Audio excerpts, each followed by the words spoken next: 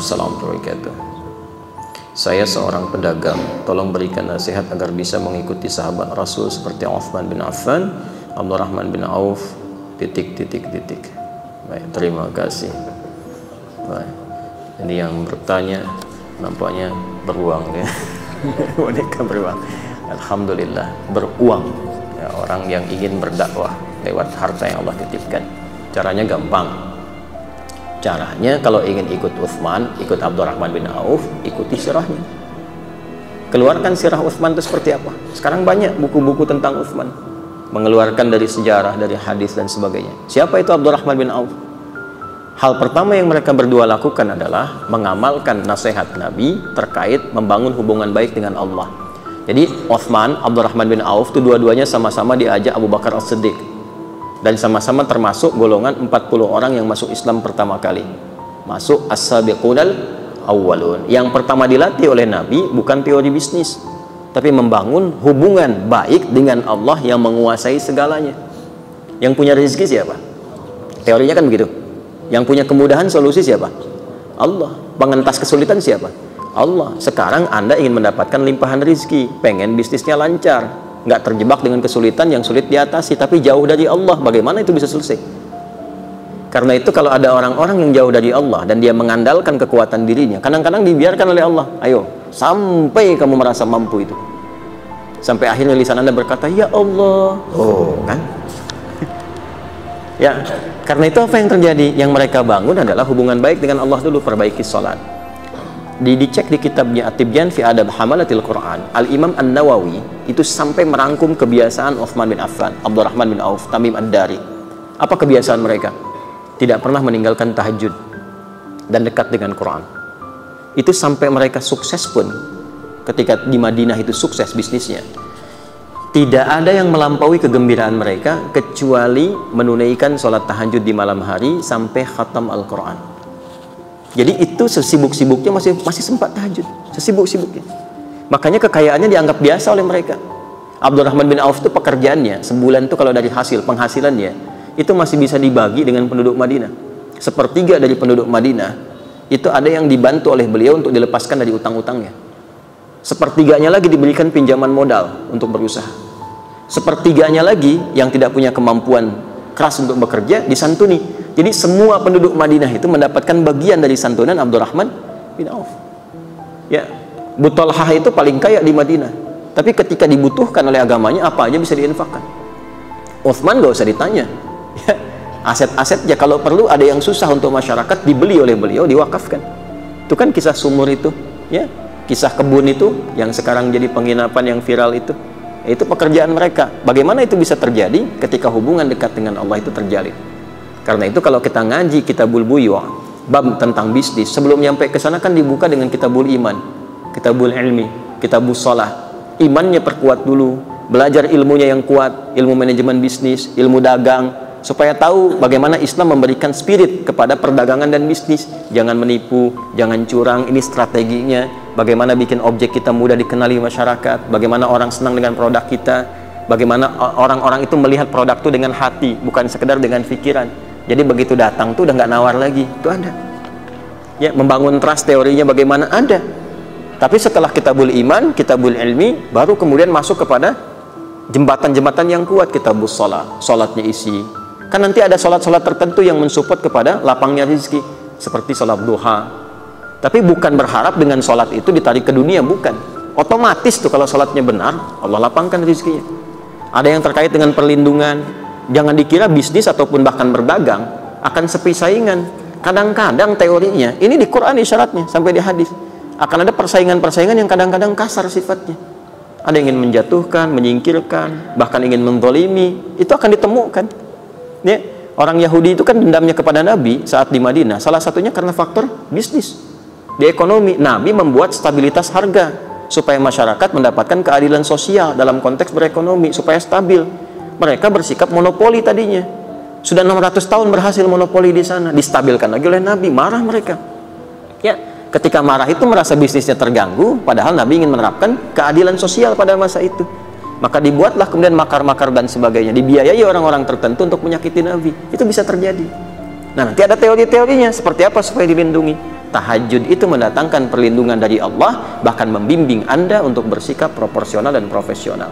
Nanti ada di Quran surah ke-17 ayat ke-79 sampai 81, termasuk 4 keutamaannya. Rabbi adkhilni mudkhala sidqin wa akhrijni mukhraja sidqin waj'alni min ladunka sultanan nasira.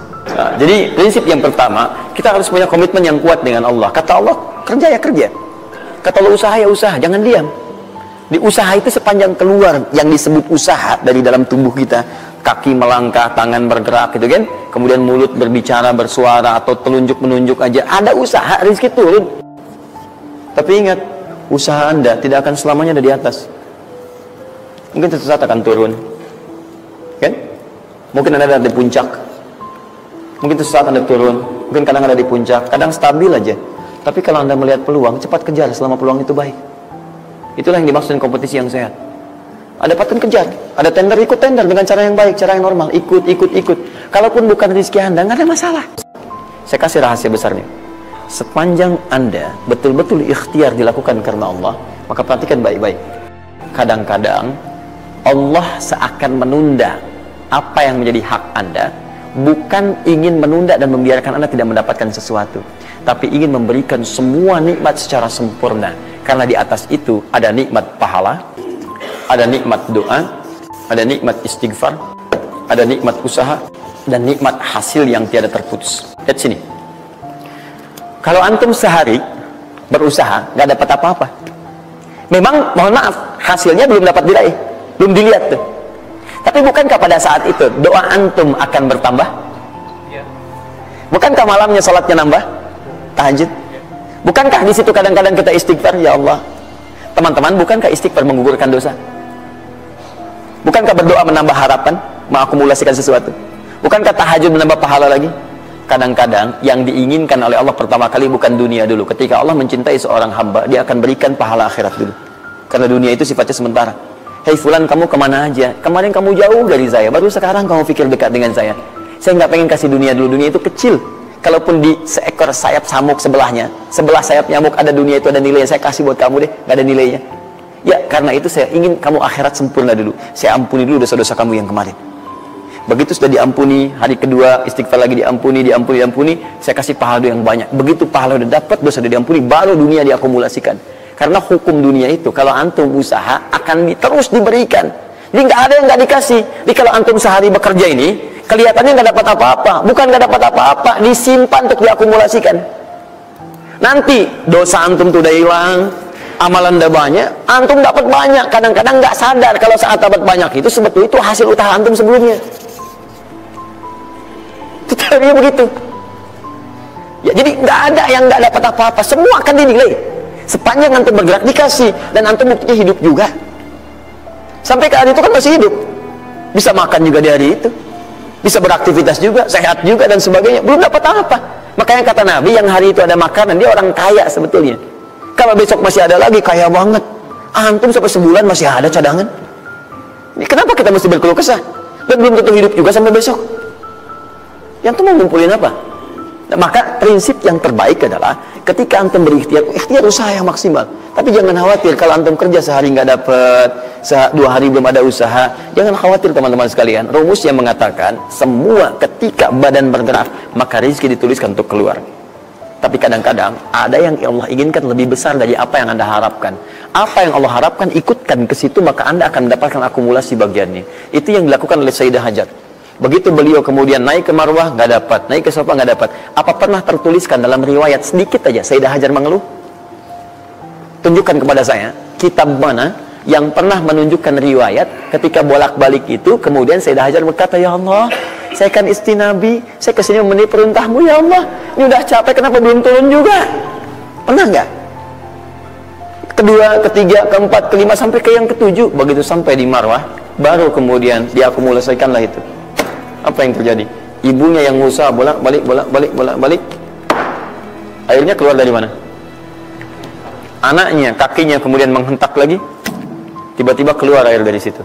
Pertanyaan saya, ibu yang lebih tahu di belakang, kan kalau anak itu sedang haus, pasti tangan kakinya bergerak kan? Kenapa saat pertama disimpan bergerak, airnya keluar? Sudah 7 kali bolak-balik, baru air keluar. Silakan lihat riwayatnya. Pada hentakan itu, ketika 7 kali ibunya bolak-balik, malaikat mengepakkan sayapnya. Itu yang menghantam air dan keluar air. Malaikat yang ditugaskan Allah memberikan rezeki namanya Mikail. Itu ada di Quran surah kedua ayat ke-98. Ya, man kana aduwwan lillahi wa malaikati wa rusuli wa jibril wa mikail. Mikail. Di antara tugas Mikail oleh Allah ditugaskan untuk memberikan rezeki. Yang paling menarik, perhatikan baik-baik. Begitu airnya keluar, ibunya sedang di marwah, sedang berdoa nih. Makanya kalau sa'i di sofa ngadap ke kiblat berdoa dulu, ke marwah ngadap ke kiblat berdoa dulu. Begitu sedang berdoa nyampe ke marwah yang ke-7, anaknya lebih kencang menangisnya. Ibunya mendengar suara nggak biasa, dikejar ke sini. Begitu kejar ada air. Apa kata ibunya? Lihat kalimatnya. Zam, zam, zam, zam. Ibunya tidak mengatakan ijma, ijma, ijma, tapi zam, zam, zam, zam. Zam itu artinya kumpul jangan berhenti, kumpul jangan berhenti, kumpul jangan berhenti. Sampai sekarang air itu tidak pernah berhenti. Perhatikan bagaimana akumulasi pekerjaan seorang ibu yang sangat serius menghasilkan rezeki bukan hanya untuk dirinya, untuk anaknya, cucunya, cicitnya, dan berganti generasi sampai kita sekarang.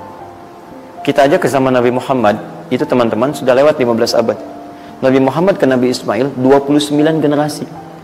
Satu generasi bisa ribuan tahun. Nabi Muhammad ke Nabi Musa aja 2000 tahun, ke Nabi Isa 600 tahun.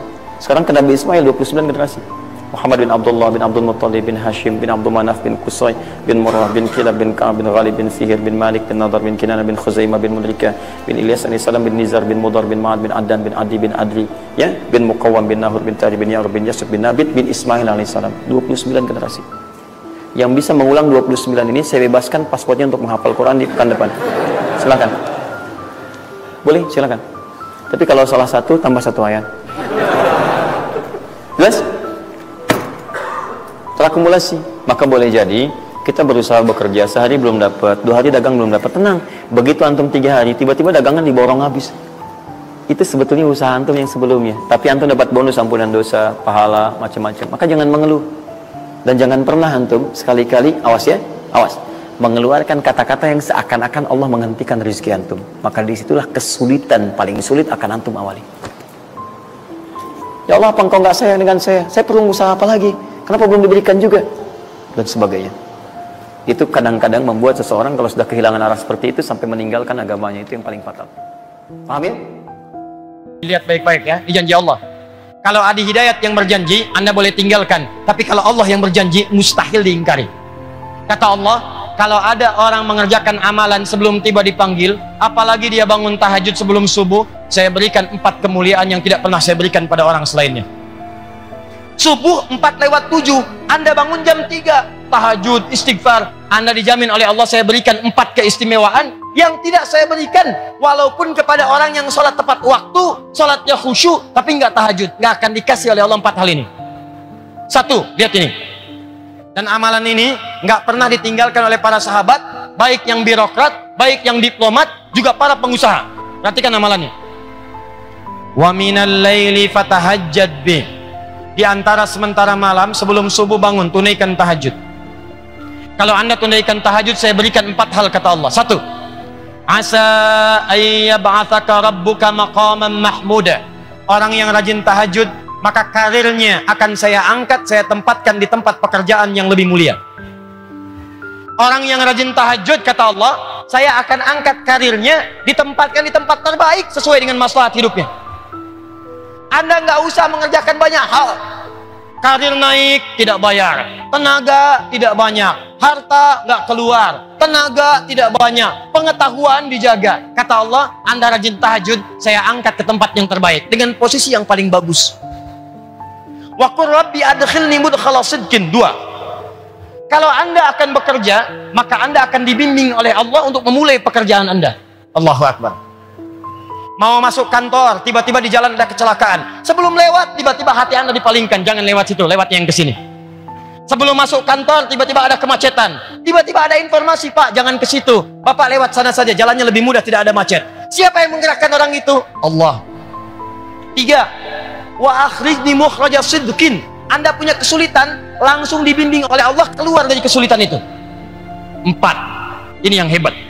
Waj'alni min ladunka sultanan nasira. Kalau di pekerjaan Anda, di karir Anda ada yang jahil, ingin menyingkirkan Anda, menyungkurkan Anda, ingin bahkan maaf, ya maaf sekali, maaf, mencelakai Anda, maka yang pertama menolong, Allah langsung yang memberikan pertolongan tanpa perantara siapapun. Ayat ini turun itu saat Nabi dikepung oleh 100 pemuda pasukan khusus dengan pedang terhunus, yang kalau bahasa kita sekarang, angkatan darat punya kopassusnya, angkatan laut punya denjakanya, kemudian angkatan udara punya paskasnya. Itu 100 orang pasukan khusus, pedang terhunus. Kata sejarawan, binatang lewat walaupun lalat ketahuan.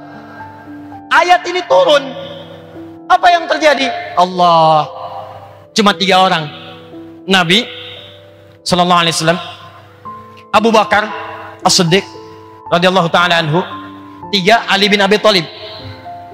Kata Nabi pada Ali, ini Ali pemuda taat, rajin salat malam, dekat dengan Nabi. Ketaatannya dari Nabi gak pernah dibantah. Ali, kamu tidur di tempat tidur saya. Tempat tidur itu sasaran 100 pemuda, pedang terhunus, taruhannya nyawa. Tapi Ali mengatakan, bala ya Rasulullah, siap bertaruh dengan nyawanya. Tidak pernah terdengar dalam kitab sejarah Ali protes, jangan saya Rasulullah, Abu Bakar aja yang tuaan dikit. Enggak. Abu Bakar, temani saya hijrah, siap ya Rasulullah. Temani saya hijrah, siap ya Rasulullah. Begitu akan berangkat, lihat turun ayat tadi. Begitu turun, waj'alni min ladunka sultanan nasira, ditambah surat Yasin, ditutup kemudian maaf pandangan mereka semua. 100 pemuda dibuat ngantuk, Nabi lenggok saja keluar tanpa pernah disadari oleh 100 orang itu. Dilindungi oleh Allah, dibebaskan bahkan dari jebakan-jebakan yang siap menghimpit beliau Sallallahu Alaihi Wasallam. Apa amalan beliau sampai-sampai kemudian dijaga oleh Allah? Kata para ulama, bukan sekedar beliau Nabi, tapi tingkat ketakwaannya kepada Allah begitu luar biasa. Buka hadis riwayat Al-Bukhari nomor hadis 2008, bagaimana tingkat tahajud Nabi kepada Allah Subhanahu wa taala.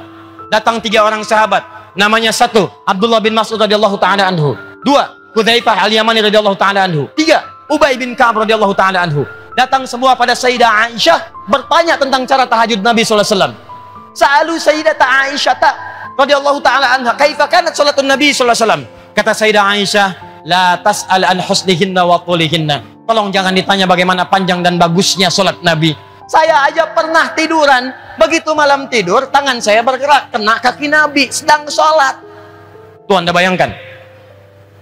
Ini pemimpin, kalau sedekah 100 unta, kalau infak tak terkira, kalau emas segera dibagi. Di riwayatnya, bahkan di riwayat sahabat Ibnu Abbas, Nabi itu kalau sedekah nggak terkalahkan oleh sahabat-sahabat yang lainnya. Tapi kalau istirahat di rumahnya, kata Sayyidah Aisyah, saya tidur, tangan saya bergerak, terkena kaki suami saya. Saya tanya pada Anda, kalau ada seorang istri tidur, kemudian bergerak, tangannya kena kaki suami, itu tandanya ruangannya sempit atau luas? Sempit atau luas? Bukan cuma sempit, RS7. Ruangan sangat sempit sekali sehingga selonjoran saja susah. Pertanyaannya, Nabi kaya atau miskin? Ruangannya sempit, Nabi kaya atau miskin? Kaya. Kalau disebut kaya, kaya karena sedekahnya paling banyak. Disebut miskin, miskin karena tempat istirahatnya begitu sempit. Ternyata beliau miskin urusan dunia tapi kaya urusan akhirat. Malam hari, kata Sayyidah Aisyah, saya tidur, tangan saya kena kaki Nabi. Saya bangun, saya lihat kakinya sudah bengkak. Padahal baru rakaat pertama. Rakaat pertama kakinya bengkak. Bertanya Sayyidah Aisyah, ya Rasulullah, afalam, ya Rasulullah, lima hakada, kenapa mesti begini? Alam takut madmunan, bukankah engkau dijamin masuk surga? Engkau belum wafat, surat surga sudah turun, inna a'tainakal kautsar. Ya Rasulullah, kenapa mesti begini? Alam takun ma'suman, bukankah kau dijaga dari dosa? Engkau maksum, madmun bil jannah, kenapa mesti tahajud sampai bengkak-bengkak kakinya ya Rasulullah? Kata Nabi, afala akunu abdan syakura, apa enggak boleh aku jadi hamba yang bersyukur? Penasaran 3 sahabat tadi, diikuti Nabi besok harinya, sholat di belakang Nabi. Pertama Hudzaifah, begitu sholat di belakang Nabi, kata Hudzaifah, aduh, Masya Allah, tidak ada sholat yang paling indah kecuali sholat di belakang Nabi. Kalau beliau berdoa tentang surga, umat didoakan masuk surga. Kalau beliau sampai di ayat neraka, berlindung supaya umatnya nggak ada yang masuk neraka. Kalau beliau ada di ayat doa, beliau memanjangkan doanya, bermohon kepada Allah. Tak terasa rakaat pertama 100 ayat Al-Baqarah, kata Hudzaifah. Besoknya Ibnu Mas'ud penasaran, Abdullah bin Mas'ud ikut di belakang Nabi sholat. Kata Ibnu Mas'ud besoknya, benar, tidak ada yang paling indah kecuali sholat di belakang Nabi. Saya kira 100 ayat akan ruku, ternyata diselesaikan Al-Baqarah 286 ayat rakaat pertama. Saya kira ruku nyambung ke Ali Imran 200 ayat. Saya kira ruku nyambung ke An-Nisa 176 ayat. Baru kemudian ruku. Rakaat pertama 5 juz 4 halaman. Nabi. Besoknya 3 orang ini gak ikutan lagi. Bukan karena capek. Kata Ibnu Mas'ud, saya itu selalu meniru di mana Nabi akan ruku. Saya menduga-duga untuk meniru dan mempraktekkan. Kayaknya sekarang ruku, bukan. Kayaknya sekarang, bukan. Kayaknya sekarang, bukan. Daripada saya banyak menebak, lebih baik saya sholat sendirian aja. Nanti baca kitabnya Imam An-Nawawi itu. Ya, di At-Tibyan. Halaman 37, paling kanan sebelah atas.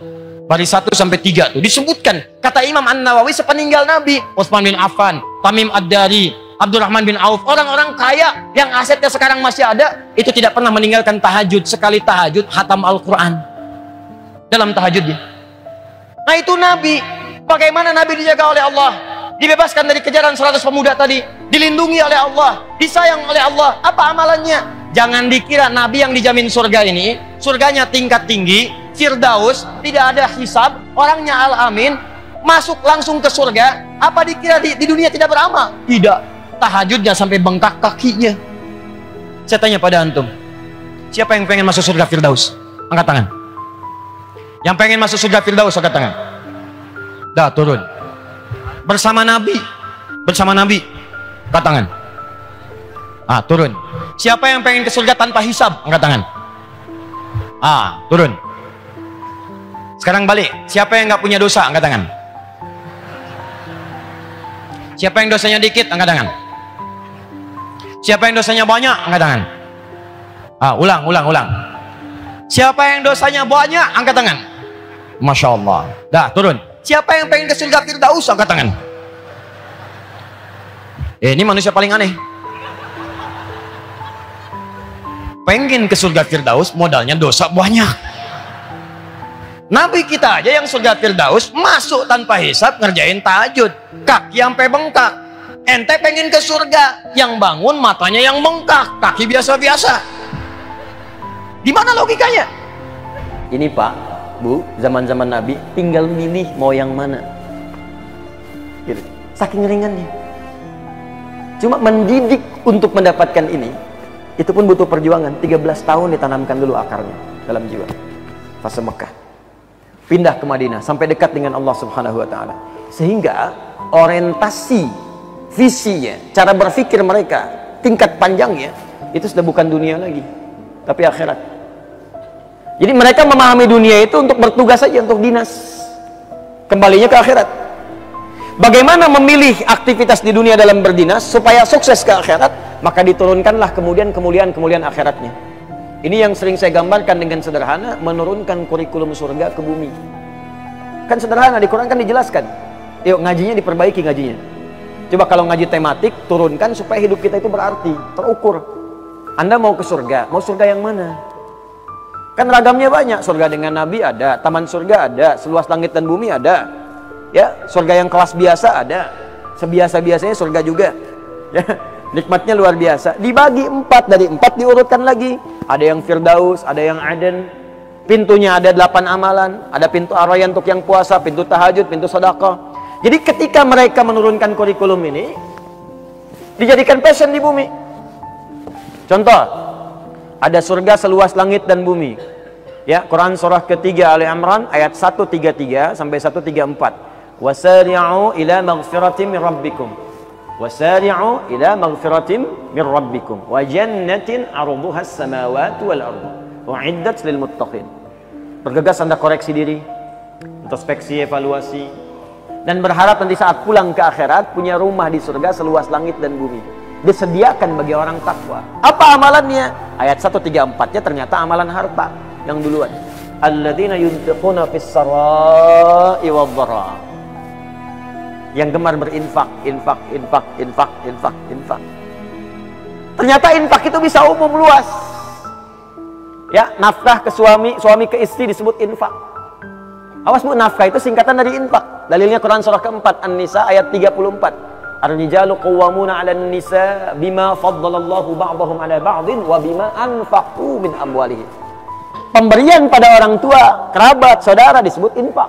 Quran surah kedua ayat 215. Yas'alunaka madza yunfiqun qul ma anfaqtum min khairin falil walidain wal aqrabin wal yatama wal masakin wabnis sabil. Ya. Pemberian jenis sedekah cirinya infak. Ya. Dalilnya apa? Quran surah Al-Baqarah ayat 264. Ya ayyuhalladzina amanu la tubtilu shadaqatikum bil manni wal adza kalladzi yunfiqu malahu ria'an nas. Dari sini muncul zakat. Zakat disebut sedekah. Quran surah 9 ayat ke-60.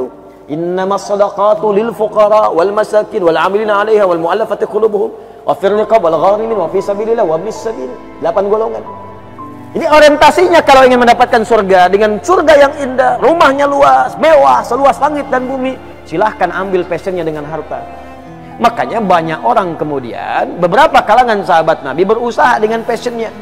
Ilmunya di sini, punya manajemen, bisnis, passionnya di ekonomi, dagang dia. Orientasinya apa? Supaya bisa mendapatkan surga tadi. Turunkan ke bumi kurikulumnya. Begitu diturunkan, maka dia ambil passion harta. Dia keluarkan bab bisnis dalam Al-Quran. Gimana cara bisnis yang baik? Ya, dia ikuti petunjuk Nabi. Jauhi ini, lakukan ini, tinggalkan riba, jauhi korupsi, jauhi kolusi, jauhi macam-macam, tinggalkan yang ini. Ini yang berkah, ini yang tidak. Keluarkan semua. Jadi passion kehidupan. Hasilnya bagaimana? Muncullah seperti Abdurrahman bin Auf. Modal cuman pakaian.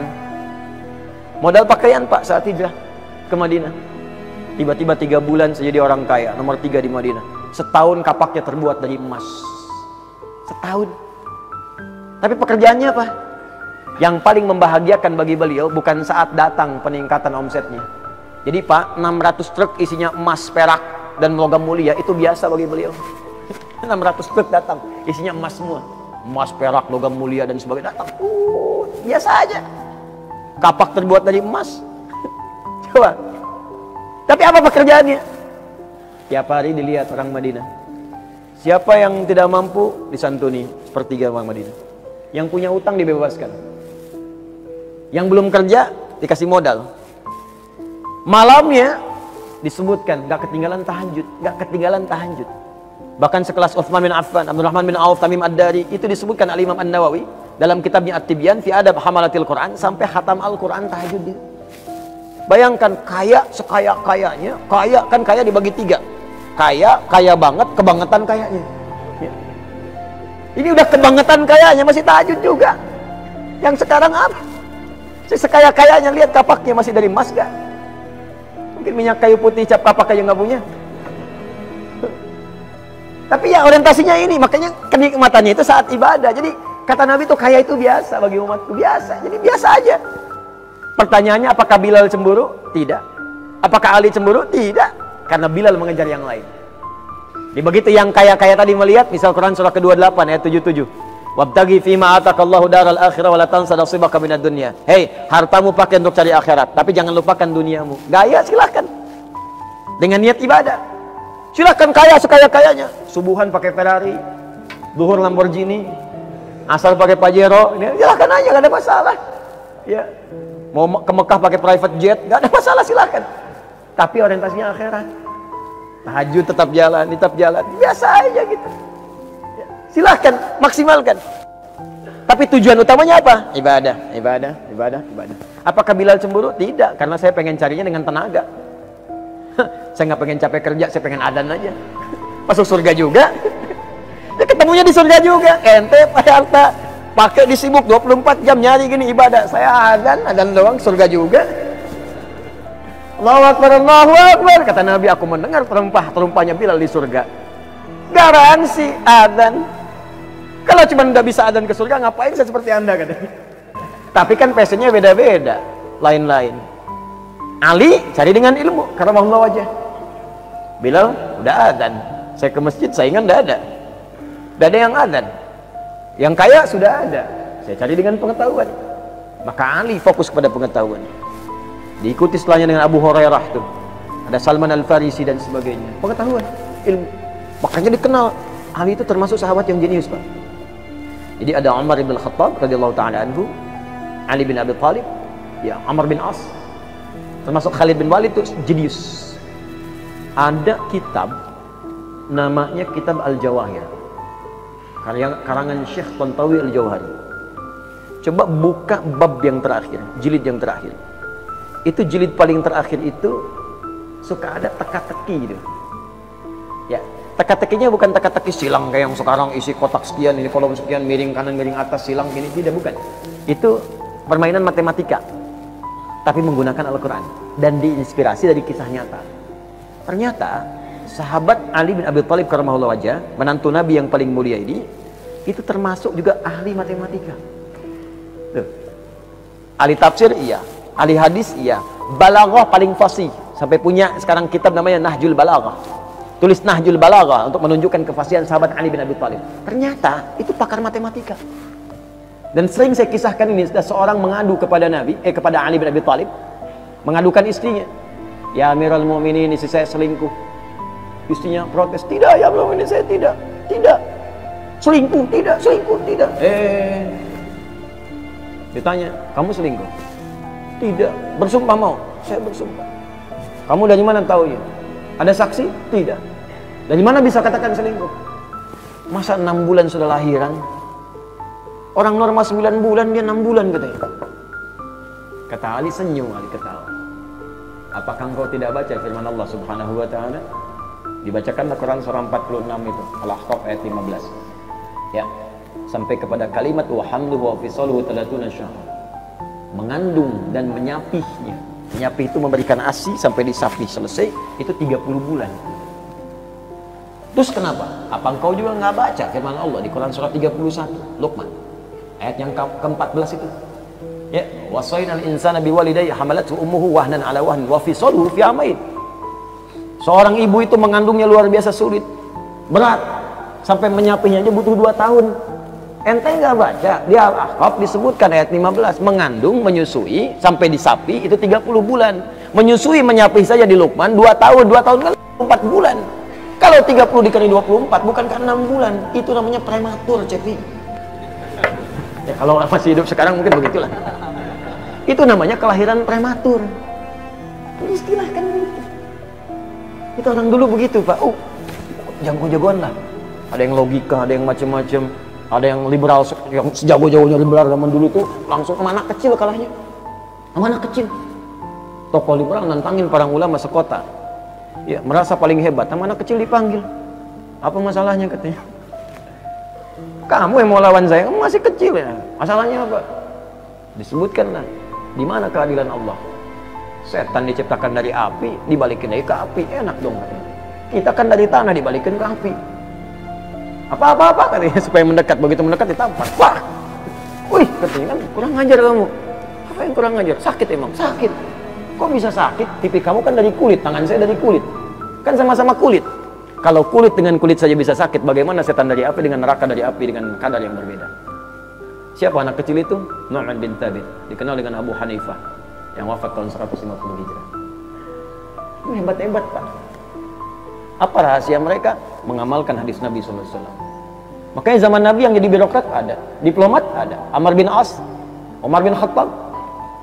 Ya, tapi mohon maaf, ilmu masih tinggi, jenius juga ilmunya. Ditanya apa aja bisa jawab, hadis paham, Quran hafal, tahajud jalan. Jadi Anda silahkan mau jadi apapun yang baik-baik.